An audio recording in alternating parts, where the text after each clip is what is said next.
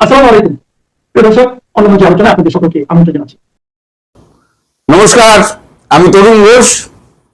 দর্শক, আমার প্রয়াতা যে দিদিমা সুধা রানী মিত্র, তিনি কথায় কথায় একটা জিনিস বলতেন, কত রঙ্গ দেখালি গুয়ে তুলসী তলায় শুয়ে শুয়ে। এখন বাংলাদেশ সরকারের যে অবস্থা, তাতে ভারতের সব লোকজন খেক শিয়ালের মতো খ্যাক খ্যাক খ্যাক খ্যাক করে হাসছে। একদিন ধরে কত নাটক হলো। প্রথমে তো একবার সুযোগ পেয়ে আমাদের পূর্বতন যিনি ডক্টর মোহাম্মদ ইউনূস, তিনি এসে একবার প্রধানমন্ত্রীকে শেখ হাসিনার প্রত্যর্পণ চাইলেন। প্রধানমন্ত্রী বললেন ওইটা বাদ দিয়ে বাকি কথা বলুন।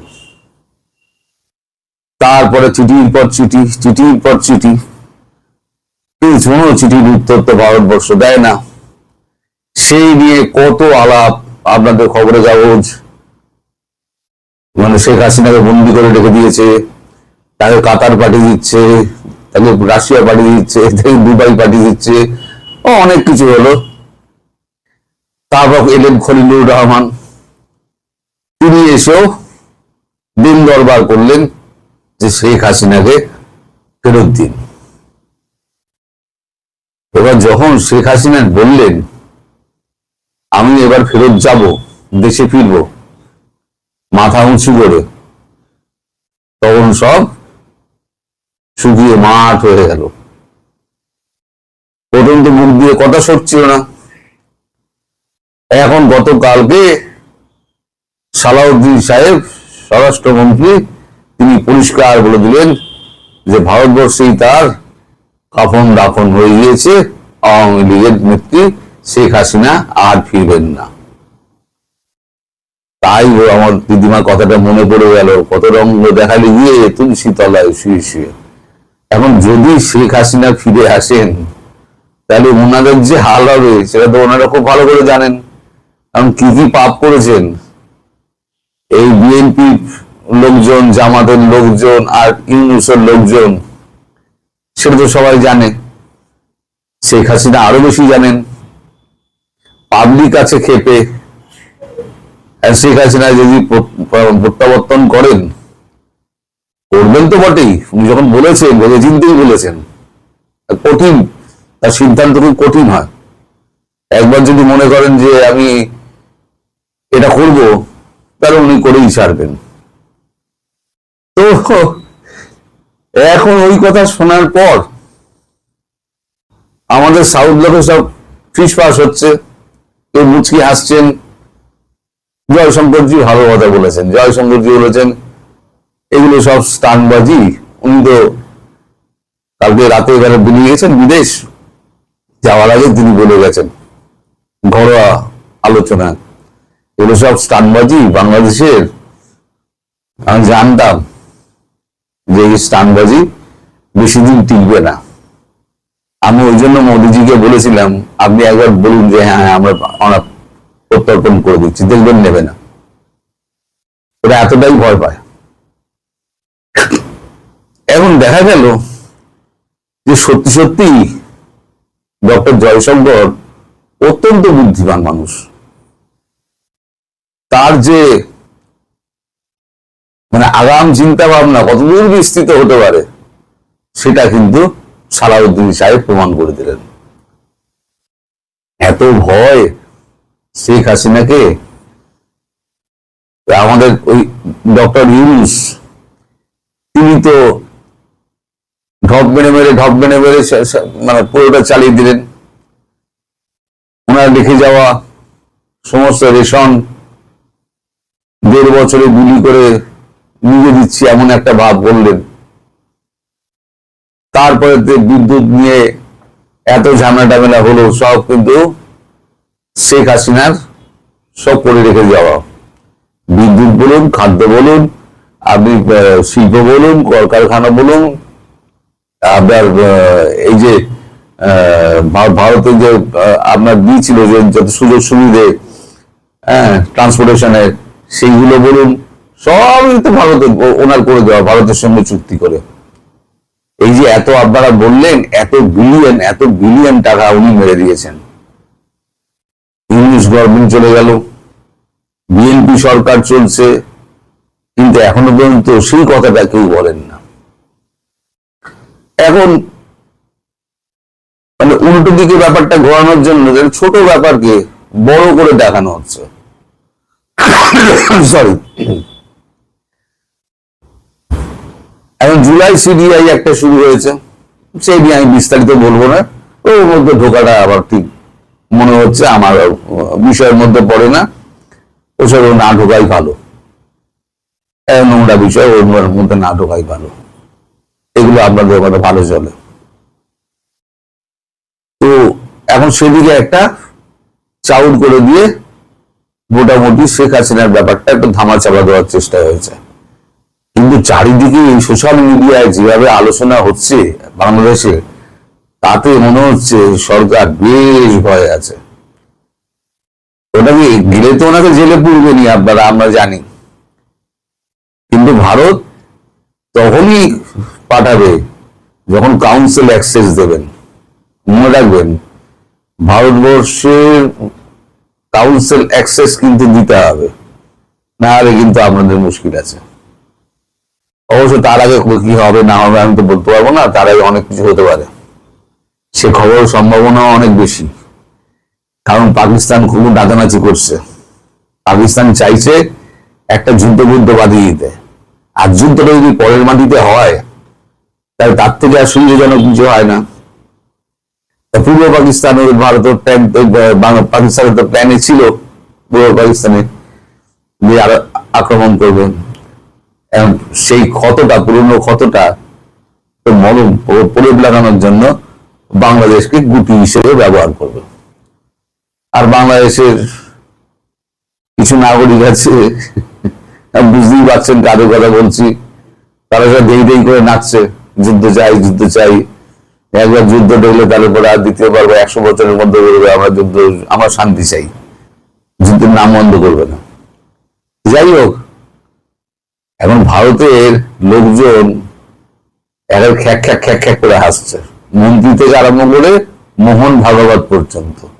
তাদের মোহন ভাগবত একটা স্টেটমেন্ট দিয়েছেন, বলেছেন এতটা ভীতু আমরা জানতাম না, তাহলে আগেই আমরা ওনাকে ফেরত পাঠিয়ে দিতাম। ভারতের কাছে আপনার 2 পয়সার দাম নেই। আমি বারবার বলি না, আপনারা চোখে চোখ রেখে কথা বলবেন, হ্যাঁ, সমান মর্যাদা চাই। সমান মর্যাদা পেতে গেলে মর্যাদার মতো কথা বলতে হবে। আপনাদের ও দেশ থেকে যারা এদেশে আসে, যাকেই জিজ্ঞেস করি, সবাই বলে আমার এত বিঘে এত একর জায়গা আছে। আমি একদিন আমার বন্ধুকে বলছিলাম, সারা বাংলাদেশটা তো এইটুকু রে, সব লোকের জায়গা জমি যদি অ্যাসেট গুলোকে এক জায়গায় করা যায়, কাঁঠাল বাগান এত বিঘে, ধানের জমি এত একর, তারপরে তো বাংলাদেশটা 3 গুণ হয়ে যাবে। এরা হচ্ছে সালাউদ্দিনের দলের লোক, তারাই এই সমস্ত বলে বেড়ায়, শুধু বড় বড় বাদ। ওই যেগুলোটা কাগজের বাঘ, ওই কাগজের বাঘ। তবে শোনা যাচ্ছে দিনক্ষণ উনি ঠিক করেছেন। আসল কথাটা বলি এবার, দিনক্ষণ উনি ঠিক করেছেন কোন দিন ফিরবেন। যেহেতু ভারতের একটা নিষেধ আছে যে ওখানে তাহলে একটা বিস্তর গন্ডগোলেরা পাকিয়ে দেবে, কারফিউ জারি করে দেবে, প্রচন্ড মারপিট শুরু করে দেবে, তাই আগাম উনি কিছু জানাবেন না, শুধু হয়তো 10-12 ঘন্টা আগে একটা মেসেজ উনি ঢাকাবাসীকে দিয়ে দেবেন। ঢাকার যদি লোক নামে তাহলেই তো আপনাদের অবস্থা খারাপ হয়ে যাবে। সেনাবাহিনী ঘরে ঢুকে যাবে, পুলিশ তো ভুলেও গায়ে হাত দেবে না, পুলিশের বুকে দিগি করে আগুন জ্বলছে, পুলিশ তো ফিরবে না। আর একটা কথা আপনাদের বলি, আপনাদের ডিবি আছে না, ডিবি হারুন, আচ্ছা থাক, ওর কথা থাক, ওনাকে টেনে লাভ নেই। যাই হোক, কারণ আপনারা ওই দিনটার জন্য, ওই ঘোষণাটার জন্য অপেক্ষা করুন। খুব তাড়াতাড়ি ওই ঘোষণাটা আসবে, খুব তাড়াতাড়ি। আমি আগাম খবরটা আপনাকে দিয়ে দিলাম, আর বিশ্বাস করলে করবেন, না করলে না করবেন, আমার কিছু করার নেই। আমার বলার কথা আমি বলে দিলাম, উনি ঝপ করে বলবেন আমি 10 ঘন্টার মধ্যে আসছি, রেডি থাকবেন, তখন দেখবো নাটক কত জমে। সবাই ভালো থাকবেন, সুস্থ থাকবেন, সাবধানে থাকবেন। ক্যালকাটা ডায়ালগস থেকে মনোজ দাসের প্রীতি ও শুভেচ্ছা নিন। বাংলাদেশের রাজনীতিতে আবারও ফিরে এসেছে 2024 সালের জুলাই আগস্টের গণ অভ্যুত্থান নিয়ে বিতর্ক। এবার বিতর্কের কেন্দ্রবিন্দুতে বিরোধী দল নয়, বরং ক্ষমতাসীন বিএনপিরই এক সংসদ সদস্য নীলোফার মনি চৌধুরী। একটি টেলিভিশন টক শোতে তিনি এমন কিছু প্রশ্ন তুলেছেন যা শুধু রাজনৈতিক প্রতিপক্ষই নয়, তার নিজের দলের মধ্যেও আপাতভাবে অস্বস্তির কারণ হয়ে দাঁড়িয়েছে। কেন আপাতভাবে কথাটা বললাম? কারণটা পরে আস্তে আস্তে ব্যাখ্যা করছি। কেন তিনি বললেন আন্দোলনের সময় স্নাইপার ছিল? কেন নীলুফার চৌধুরী মনি বললেন অনেক কিছুই এখনো অজানা? কেন বিএনপির ছাত্র সংগঠন, ছাত্র দল তার বক্তব্যের বিরোধিতা করল? আর সবচেয়ে বড় প্রশ্ন, নীলোফার চৌধুরী যে কথাটা বলেছেন সেটা কি একেবারে নতুন কথা, নাকি এর আগেও অন্তর্বর্তী সরকারের সাবেক উপদেষ্টা সাখাওয়াত হোসেন সাহেব তিনিও একই ধরনের প্রশ্ন তুলেছিলেন? আর আমরা দেখব নিউ ইয়র্কে ক্লিন্টন গ্লোবাল ইনিশিয়েটিভের মঞ্চে ওই 2024-এর সেপ্টেম্বর মাসে মোহাম্মদ ইউনূস যখন বলেছিলেন ইট ওয়াজ এ মেটিকুলাস ডিজাইন, সেই বক্তব্যের সঙ্গে কি এই বিতর্কের কোনো যোগসূত্র খুঁজে পাওয়া যায়? আজ আমরা কোনো সিদ্ধান্ত চাপিয়ে দেব না, বরং তথ্য, বক্তব্য এবং প্রশ্ন এই তিনটিকে পাশাপাশি রেখে বিষয়টি বোঝার চেষ্টা করব। প্রথমে বলি নীলুফার মনি আসলে কি বললেন। নীলুফার মনি মূলত তিনটি বিষয় সামনে এনেছেন। প্রথমত তার দাবি আন্দোলনের সময় এমন কিছু গুলির ঘটনা ঘটেছিল যা নিয়ে এখনো স্পষ্ট উত্তর পাওয়া যায়নি। দ্বিতীয়ত তিনি স্নাইপার ব্যবহারের প্রসঙ্গ তুলেছেন। তৃতীয়ত তিনি বলেছেন পুরো ঘটনার পেছনে পরিকল্পনা ছিল কি না তা তদন্ত হওয়া উচিত। এখানে একটি বিষয় গুরুত্বপূর্ণ, তিনি সরাসরি বলেননি জুলাই আন্দোলন ভুয়া ছিল, এটা তিনি বলেননি। তিনি এটাও বলেননি যে সবকিছু বিদেশি ষড়যন্ত্র ছিল, বরং তিনি প্রশ্ন তুলেছেন যে ঘটনাগুলোর এখনো পূর্ণ ব্যাখ্যা নেই সেগুলো নিয়ে নিরপেক্ষ তদন্ত হওয়া উচিত। কিন্তু দেখুন, রাজনীতিতে প্রশ্ন তোলাও কখনো কখনো বড় রাজনৈতিক বার্তা হয়ে ওঠে। কারণ জুলাই গণ অভ্যুত্থানকে বর্তমান বাংলাদেশের রাষ্ট্র রাজনীতিতে একটি ঐতিহাসিক গণ আন্দোলন হিসেবে দেখা হবে, নাকি একটি ষড়যন্ত্রমূলক গণ অভ্যুত্থান হিসেবে দেখা হবে, এই ব্যাপারটা নিয়ে বিতর্ক আজকের নয়, পুরনো, গত প্রায় 2 বছর ধরে চলছে। ফলে এই আন্দোলনের ভেতরে অদৃশ্য পরিকল্পনা বা অন্য শক্তির ভূমিকা নিয়ে প্রশ্ন উঠছে, আর সেটা উঠতেই নতুন করে বিতর্ক শুরু হয়েছে। কেন এত সমালোচনা নীলুফার চৌধুরীর? গতকাল আমি বাংলাদেশের বিভিন্ন পত্রিকাগুলো দেখছিলাম, তাদের অনলাইন সংস্করণ, এবং সেখানে আমার দেশ পত্রিকা তো একেবারে ভয়ঙ্কর ভাবে এই নীলুফার চৌধুরীর বক্তব্যের বিরুদ্ধে বক্তব্য রেখেছেন।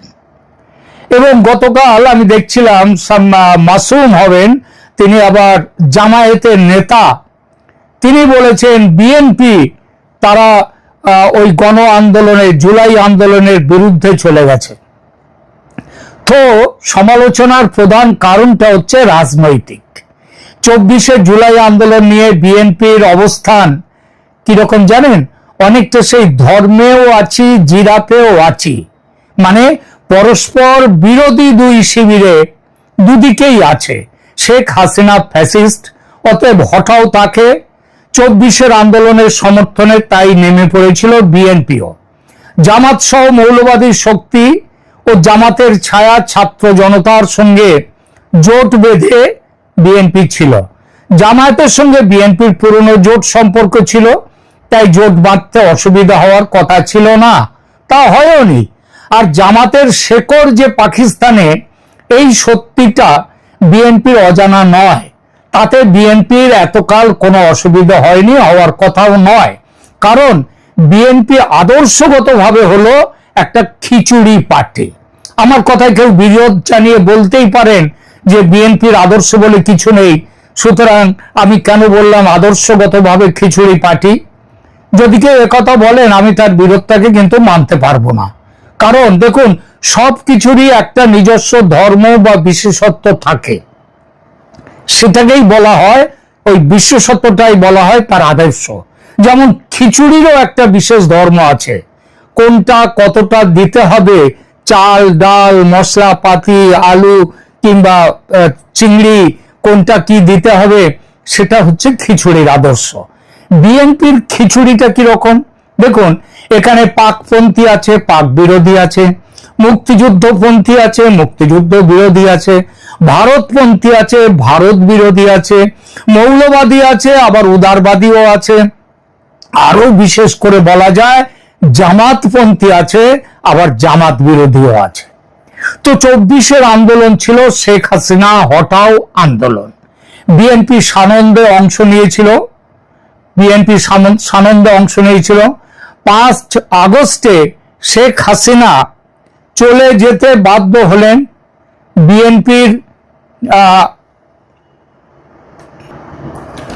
বিএনপি একেবারে যাকে বলে কায়মনোবাক্যে সেই আন্দোলনের সঙ্গে ছিল। শেখ মুজিবুর রহমানের মূর্তি ভাঙা হলো, 32 নম্বর ধানমন্ডি ভাঙা হলো, একের পর এক মুক্তিযুদ্ধের স্মারক চিহ্ন ভেঙে দেওয়া হতে থাকলো।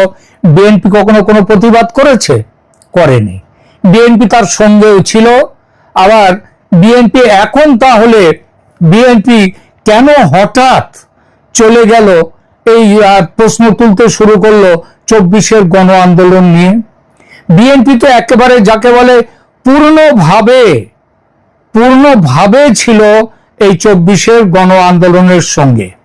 তাহলে আজকে কেন এত সমালোচনার প্রধান কারণ রাজনৈতিক। 24শে জুলাই আন্দোলন নিয়ে বিএনপির অবস্থান একদম ওই যেটা আগে বললাম একটু আগে, যেটা থাম্বনেলে দিয়েছি, ধর্মেও আছি, জিরাফেও আছি। শেখ হাসিনা ফ্যাসিস্ট, অতএব হটাও তাকে। 24শে আন্দোলনের সমর্থনে নেমে পড়েছিল তাই বিএনপিও। জামাত সহ মৌলবাদী শক্তি ও জামাতের ছায়া ছাত্র জনতার সঙ্গে জোট বাঁধতে তাদের অসুবিধা হওয়ার কথা ছিল না, তা হয়নি। কারণ জামাতের শিকড় যে পাকিস্তানে, এই সত্য বিএনপি বলেছে। ওই যে খিচুড়ি পার্টির কথা বললাম, তো সেই খিচুড়ির আদর্শ নিয়ে বিএনপি চলেছিল। সেই চলার মধ্যে তাদের মধ্যে 24শে আন্দোলন ছিল, এবং তাতে যেটা মুজিবরের মূর্তি ভাঙা হতে, 32 নম্বর ধানমন্ডি ভাঙা হতে বিএনপির মধ্যে কিঞ্চিত গুঞ্জন উঠেছিল বটে, তবে বড় ঢেউ কিছু ওঠেনি, ওটার কথাও নয়। কারণ বহু বছর পর ক্ষমতার স্বাদ পাওয়া, সেই আনন্দে বিভোর সবাই। পাকিস্তানে সঙ্গে প্রেম হচ্ছে, মুক্তিযুদ্ধ বিরোধী বয়ান চওড়া হচ্ছে। আমাদের মোহাম্মদ ইউনূস সাহেব অন্তর্বর্তী সরকারের প্রধান বলছেন যে তিনি কম্পিউটারে তিনি বলছেন উনি পেছনে চলে যাচ্ছেন, সবকিছু তিনি বলে দিচ্ছেন, সব মুছে ফেলা হচ্ছে, সবকিছু মুছে দেয়া হচ্ছে। তখনও তো বিএনপির কোনো হেলদোল ছিল না। দলের পাকপন্থী জামাতপন্থী অংশ দাবিয়ে রেখেছিল বিএনপির ভেতরের বিরুদ্ধপন্থীদের, কারণ সরকারের থাকাটা ছিল ম্যারেজ অফ কনভিনিয়েন্স।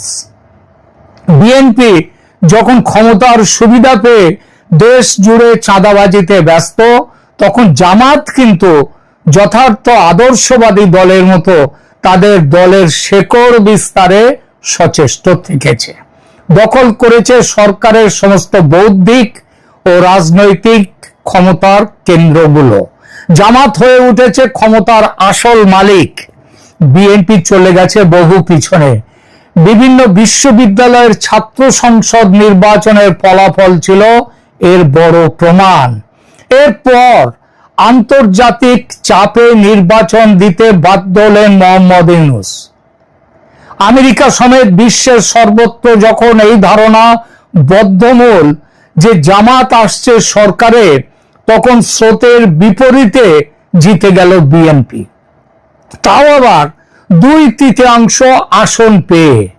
বাংলাদেশ তো বটেই, বিশ্বের অন্যান্য দেশের এমনকি খোদ আমেরিকার বিশ্বাস বিএনপির এই জয় ভারতের ইঞ্জিনিয়ারিং এর ফল। এই প্রসঙ্গে বিশদে যাব না। তো বিএনপি ক্ষমতায় এসে গেল, তারেক রহমান প্রধানমন্ত্রী। এবার খিচুড়ি পার্টি বিএনপি অসুবিধায় পড়ল। এমন নয় যে ভারতের সঙ্গে দূরত্ব তৈরি করা, পাকিস্তানের সঙ্গে ঘনিষ্ঠতা করা, জামাতি আদর্শের উল্টো পথে হাঁটতে তাদের অসুবিধে বা আপত্তি আছে, তা নয়। বিএনপির যেটা অসুবিধে হলো যে গণতন্ত্রে ভোট তো দেয় মানুষ, আর দেশের মানুষকে নিয়ে সমস্যায় পড়তে হচ্ছে বিএনপিকে। কারণ মানুষের একটা বড় অংশ তারা মুক্তিযুদ্ধকে ঘৃণা করতে পারছে না, পাকিস্তানকে বড় ভাই বলে বুকে জড়িয়ে ধরার রাজনীতিকে মানতে পারছে না। বাঙালি জাতীয়তাবাদ যা 71-এর সৃজন করেছিল, সেই চেতনাকে বিসর্জন দিয়ে আবার সেই পাকিস্তানি আদর্শ উর্দুকে বুকে জড়াতে পারছে না। এক কথায় জামাতি আদর্শকে আপন করতে পারছে না বাংলাদেশের বড় সংখ্যার মানুষ। বাংলাদেশের রাজনীতিতে এখন দুটো বিপরীতমুখী স্রোত একেবারে স্পষ্ট, একটা মুক্তিযুদ্ধের বিরুদ্ধে আর একটা মুক্তিযুদ্ধের পক্ষে। একটা স্রোতের চেতনায় জামাত এবং সেই জামাতের সহযোগী শক্তিরা, আর একটার দিকে আওয়ামী লীগ মুক্তিযুদ্ধের দিকে। বিএনপি কোথাও নেই, আর এটাই দুশ্চিন্তার কারণ বিএনপির। না ঘরকা না ঘাটকা। বিএনপি তাই এখন 24-এর আন্দোলন সম্পর্কে প্রশ্ন তুলে নিজেদের জামাত বিরোধী, 24-এর অভ্যুত্থান বিরোধী যে চেতনা মানুষের, সেই চেতনাকে তাদেরকে ধরতে চাইছে, আঁকড়ে ধরতে চাইছে। এটা পুরোপুরি রাজনৈতিক উদ্দেশ্যে। এবং নীলুফার মনির জুলাই আন্দোলনের সমালোচনা করে মন্তব্য এই উদ্দেশ্যেই করা। এটা কোনো ব্যক্তি বিশেষের নিজস্ব মতামত নয়, একটা ভেবে চিন্তে দলের তরফ থেকে ছড়িয়ে দেয়া কূট চাল। উদ্দেশ্য এক, জনমত আওয়ামী লীগের দিক থেকে টেনে বিএনপির দিকে নিয়ে আসা। 2, সংবিধান সংশোধনের ভোটকে প্রশ্নবিদ্ধ করা, কারণ আজ হোক কাল হোক এটা নিয়ে সমস্যা তৈরি করবে জামাত। এখন সবে ক্ষমতায় বসেছে বিএনপি, তাই তার বিরোধিতা পুরো কদমে, জোর কদমে করতে পারছে না জামাত, এনসিপি এবং মৌলবাদী শক্তিগুলো। কিন্তু দুদিন পরে যখন এই নতুন সরকারের হনিমুন পিরিয়ডটা শেষ হয়ে যাবে, তখন এই কাজটা, এই চেতনায় এই গোলমাল কিন্তু আসবে। এবং সেই জন্যে তৈরি হলো নিজেদের জুলাই আন্দোলন নিয়ে প্রশ্ন তোলা শুরু করে দিয়ে দিল বিএনপি। আর এই কাজটা করা হলো নীলুফার মনিকে দিয়ে। নীলুফার মনি আন্দোলনের চরিত্র নিয়ে সন্দেহ তৈরি করলেন। আবার বিএনপির সহযোগী সংগঠন ছাত্রদলকে দিয়ে বিএনপি করলো কি, বিএনপির নেতৃত্ব প্রকাশ্যে নীলুফারের সমালোচনা করলো। এটা হচ্ছে সেই ঘোমটা দিয়ে খ্যামটা নাচ করার মতো অবস্থা। অনেক বিশ্লেষক বলেন নীলুফার মনির বক্তব্যকে এমন ভাবে ব্যাখ্যা করা যেতে পারে যা আওয়ামী লীগের দীর্ঘদিনের অভিযোগ, অর্থাৎ আন্দোলনের পেছনে ষড়যন্ত্র ছিল, এর সঙ্গে আংশিকভাবে মিলিয়ে দেখা হতে পারে যে এটা হচ্ছে ষড়যন্ত্র। কারণ প্রশ্নটা তো উঠে গেল, কে গুলি করেছিল পেছন থেকে? পুলিশ তো ছিল সামনে। অন্যদিকে নীলুফার মনির পক্ষ নিয়ে আবার একদল বলছেন তিনি তো আন্দোলনকে অস্বীকার করেননি, শুধু আন্দোলনের কিছু অমীমাংসিত দিক নিয়ে প্রশ্ন তুলেছেন। এই দুই ব্যাখ্যার সংঘর্ষ থেকে কি হলো, বিতর্ক আরো বেড়ে গেল। এই প্রসঙ্গে উঠে আসছে সাখাওয়াত হোসেনের কথা। তিনি অন্তর্বর্তী সরকারের স্বরাষ্ট্র উপদেষ্টা থাকাকালে হাসপাতালে গিয়ে আহত নিরাপত্তা কর্মীদের দেখতে গিয়ে সাংবাদিকদের সামনে প্রকাশ্যে প্রশ্ন তুলেছিলেন, আহত ব্যক্তিদের শরীরে ওই আনসার বাহিনী, তাদের শরীরে যে গুলি পাওয়া গেছে সেগুলি তো পুলিশ ব্যবহারই করে না, তাহলে সে গুলি এলো কাদের আগ্নেয়াস্ত্র থেকে? আর ওখানে যে মন্ত্রণালয় থেকে তার ভেতর থেকে আনসার বাহিনীর উদ্দেশ্যে গুলি করলো কারা, কোথা থেকে? তিনি কি বলতে চেয়েছেন সেটা বোঝাতে বেশি ব্যাখ্যা করার দরকার পড়ে না, আপনারা বুঝতে পারছেন। নীলুফারও ওই একই ইঙ্গিত দিয়ে প্রশ্ন তুলেছেন, আন্দোলনকারীদের সামনে ছিল পুলিশ, পুলিশের গুলি বুকে লাগার কথা, পিঠে লাগে কি করে? তাহলে কি পুলিশ নয়? আন্দোলনকারীদের ওপর গুলি চালিয়েছিল পেছন থেকে কেউ, পেছনে মানে মিছিলের ভেতর থেকে কেউ, কিংবা আশেপাশের বাড়ি থেকে কেউ? তদন্ত চাই। একদম সাখাওয়াত হোসেনের সেই কথার প্রতিধ্বনি যেন। এই কথা বলার অপরাধে প্রাক্তন ব্রিগেডিয়ার সাখাওয়াত হোসেনের স্বরাষ্ট্র উপদেষ্টার পদটি চলে যায় একটি অকিঞ্চিতকর একটি ডিপার্টমেন্টের দায়িত্বে তাকে দেয়া হয় মুখ রক্ষার জন্য। তিনি বলেছিলেন, জুলাই বা আন্দোলনের প্রতিটি ঘটনাকে খুঁটিয়ে তদন্ত করা দরকার। কোন গোষ্ঠী কি সুযোগ নিয়েছিল? কোন তৃতীয় শক্তি কি সক্রিয় ছিল? সবকিছুই নিরপেক্ষভাবে খতিয়ে দেখা উচিত। সাখাওয়াত সাহেব এই কথাটা তখন বলেছিলেন যখন সবে অন্তর্বর্তী সরকার ক্ষমতায় বসেছে, আবার সম্প্রতি আবার একই ধরনের বক্তব্য পুনরাবৃত্তি করেছেন। তিনি বলেছেন, মুখ খুললে অনেকের কাপড় চোপড় খুলে যাবে। কাদের উদ্দেশ্যে বললেন এই কথা, কাপড় চোপড় খুলে যাবে? নিশ্চয়ই আওয়ামী লীগের কারণ নয়, তাহলে দেশের মধ্যে যারা ছিল, এমনকি বিএনপির উদ্দেশ্য। তার মোদ্দা কথা, পুলিশের গুলিতে বহু মৃত্যু হয়নি, তাদের মৃত্যু অন্য কোনো শক্তির গুলিতে হয়েছে। অর্থাৎ জুলাই বিদ্রোহে গুপ্ত ঘাতক ও গুপ্ত ষড়যন্ত্রকারীর ভূমিকা ছিল, সেই প্রথম দিকেই তুলে ধরেছিলেন স্বরাষ্ট্র উপদেষ্টা। অপরাধ বিজ্ঞানে একটা কথা খুব প্রচলিত, খুনি সেই খুনের জায়গায় কিছু না কিছু প্রমাণ রেখে যাবেই, ছোট হোক বড় হোক। তেমন প্রমাণ এখানেও, মানে 24-এর অভ্যুত্থানের স্বয়ং বলে ফেলেছেন অন্তর্বর্তী সরকারের প্রধান উপদেষ্টা ডক্টর মোহাম্মদ ইউনূস স্বয়ং। আপনারা নিশ্চয়ই ভোলেননি। কিভাবে, কখন বলেছিলেন? 2024 সালে ওই আগস্টে 5 আগস্টের পরের মাসেই নিউ ইয়র্কে ক্লিন্টন গ্লোবাল ইনিশিয়েটিভের এক অনুষ্ঠানে মোহাম্মদ ইউনূস মেটিকুলাস ডিজাইন শব্দবন্ধ ব্যবহার করেছিলেন। এরপর থেকেই সামাজিক মাধ্যমে ব্যাপক বিতর্ক শুরু হয়।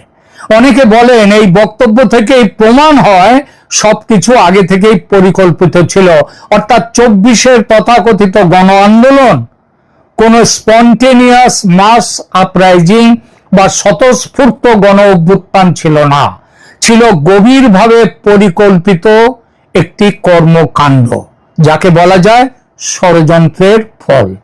অন্যদিকে ইউনূসের সমর্থক ও অনেক বিশ্লেষক এটা উড়িয়ে দিয়ে বলেন বক্তব্যটি প্রসঙ্গ থেকে বিচ্ছিন্ন করে ব্যাখ্যা করা হচ্ছে। তাদের মতে মেটিকুলাস ডিজাইন বলতে তিনি পুরো রাজনৈতিক ষড়যন্ত্র বোঝাননি, বরং আন্দোলনের সংগঠন, প্রস্তুতি বা ঘটনা প্রবাহের সুপরিকল্পিত দিক বোঝাতে চেয়েছিলেন। এই দু রকমের ব্যাখ্যাই বাজারে চালু আছে আজও, বরং প্রথম ব্যাখ্যাটা মেটিকুলাস ডিজাইন মানে ষড়যন্ত্র, এইটাই বেশি চালু। কিন্তু প্রশ্ন করতে কোনটা ঠিক কোনটা এটা ঈশ্বর জানেন, আল্লাহ জানেন, আর জানেন মোহাম্মদ ইউনূস স্বয়ং, আর জানেন ডিপ স্টেটের জর্জ সোরস। আমেরিকা। কিন্তু লক্ষণীয় এটাই যে তারপর প্রায় 16-17 মাস ক্ষমতায় ছিলেন মোহাম্মদ ইউনূস, কিন্তু তার মেটিকুলাস ডিজাইন উক্তির কোনো বিশদ ব্যাখ্যা দেননি। কেন দেননি?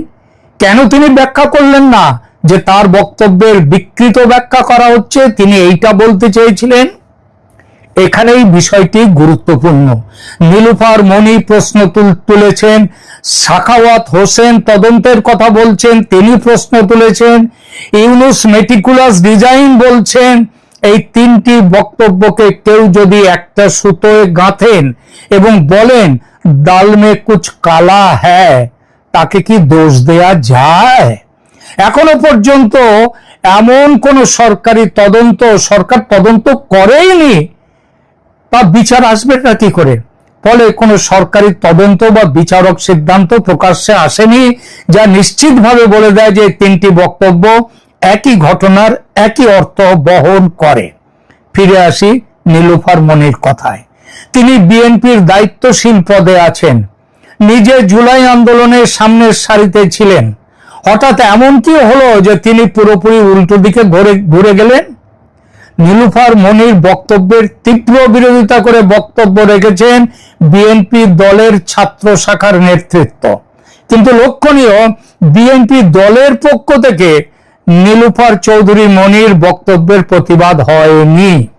তার সমালোচনা বা সমর্থন করে পার্টি এক লাইন বক্তব্য দেয়নি, কারণ পার্টি দিতে চায়নি। পার্টি তাকে সাসপেন্ড করেনি, আবার সমর্থনও করেনি। বুঝতে কিছু অসুবিধা হয়? কথা সেই একটা, বিএনপি ধর্মেও আছে, জিরাপেও আছে। 24-এর ওই জুলাই অভ্যুত্থানেও আছে, আবার যারা তাকে ষড়যন্ত্র বলছে সেই দলেও আছেন। রাজনীতিতে অনেক সময় প্রশ্নই হয়ে ওঠে সবচেয়ে বড় ঘটনা। নীলুফার মনির বক্তব্য সেই প্রশ্নকে নতুন করে সামনে এনেছে। সাখাওয়াত হোসেন আগেই তদন্তের কথা বলেছিলেন, ইউনূসের মেটিকুলাস ডিজাইন মন্তব্য নতুন করে আলোচনায় আসছে। খেলা জমছে, ঝুলির মধ্যে অনেক বিড়াল ঘাপটি মেরে বসে আছে, লুকিয়ে রাখা আছে। আগামী দিনে ঝোপ বুঝে একটা দুটো করে বিড়াল বাইরে ছাড়বে বিএনপি, তার রাজনৈতিক সুবিধা নেয়ার জন্য, এবং তুলে দেবে প্রশ্ন জুলাই গণ অভ্যুত্থান নিয়ে। সেই মৌলিক প্রশ্নটা, 24-এর জুলাই অভ্যুত্থান কি গণবিপ্লব নাকি একটি গভীর ষড়যন্ত্র? এই প্রশ্ন বিএনপিকে লাভ দিতে পারে, আবার বুমেরাং হয়ে নিজের দিকে ফিরেও আসতেও পারে। ঝুঁকি কম নয় বিএনপির, কিন্তু উপায় নেই। রাজনীতিতে টিকে থাকতে গেলে ঝুঁকি নিতেই হয়। প্রিয় দর্শক, আপনাদের কি মনে হয়, নীলুফার মনি, সাখাওয়াত হোসেন, মোহাম্মদ ইউনূসের সেই বক্তব্য কি একই ধরনের প্রশ্নের দিকে ইঙ্গিত করে, নাকি এগুলোর প্রেক্ষাপট সম্পূর্ণ আলাদা? আপনার মতামত অবশ্যই কমেন্টে লিখুন, কমেন্ট করুন। ভালো লাগলে লাইক দিন, শেয়ার করুন এবং অতি অবশ্যই সাবস্ক্রাইব করুন চ্যানেল ক্যালকাটা ডায়ালগস। পাশে থাকুন। ধন্যবাদ।